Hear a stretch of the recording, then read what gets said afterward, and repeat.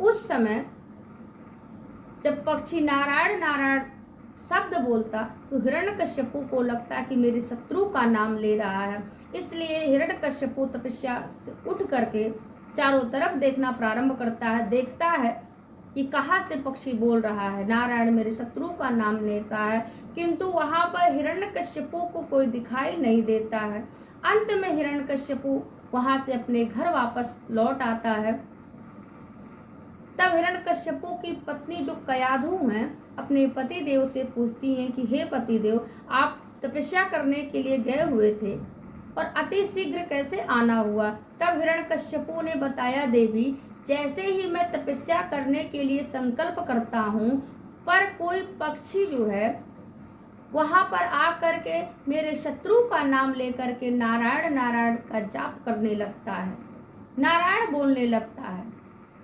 और हे देवी, उस समय मैं उस पक्षी को ढूंढने का बहुत प्रयास किया किंतु वह कहीं मुझे दिखाई नहीं दिया। कयाधु बोली, स्वामी इतना सुंदर नाम है तो क्या बोल रहा था वह पक्षी? फिर से कहता है हिरण्यकश्यपु की नारायण नारायण नारायण। कयाधु कहती है कि हे पति जो तो पक्षी कह क्या रहा था? फिर से हिरण्यकश्यपु कहता है कि हे देवी नारायण नारायण नारायण, ऐसे वह पक्षी कह रहा था। ऐसे कहते कहते कयाधु ने अपने पति देव को 108 बार नारायण नाम का जाप करवा देता है। और उसी दिन रात्रि में श्री प्रहलाद जी महाराज का कयाधु के गर्भ में आना होता है। इतने में रात्रि हो गई, सब विश्राम में गए। प्रातः होते ही फिर से हिरण्यकश्यपु ने तपस्या करने के लिए तैयार होता है और जब तैयार होता है तो हिरण्यकश्यपु ने कयाधु से कहता है कि हे देवी मैं तपस्या करने के लिए जा रहा हूँ, फिर से तपस्या करने के लिए मैं जा रहा हूँ। फिर से हिरण्यकश्यपु ने तपस्या करने के लिए चला जाता है। जब हिरण्यकश्यपु तपस्या करने के लिए मंदराचल पर्वत पर चला जाता है तो इतने में वहां पर इंद्र आ जाते हैं। और इंद्र जब आते हैं तो कयाधु को अपने साथ लेकर जाने लगे। तब नारद जी ने जब देखा कि इंद्र कयाधु को अपने साथ ले जा रहा है तो नारद जी तुरंत वहां पर आकर के इंद्र को रोका और कहा, कयाधु गर्भवती है, तुम इसे इस प्रकार से इसे अपने साथ नहीं ले जा सकते हो। इंद्र ने कहा कि हम नहीं चाहते हैं कि इस असुर का पुत्र इस संसार में जन्म लेकर के आए, हम देवता वैसे ही पहले से ही परेशान हैं।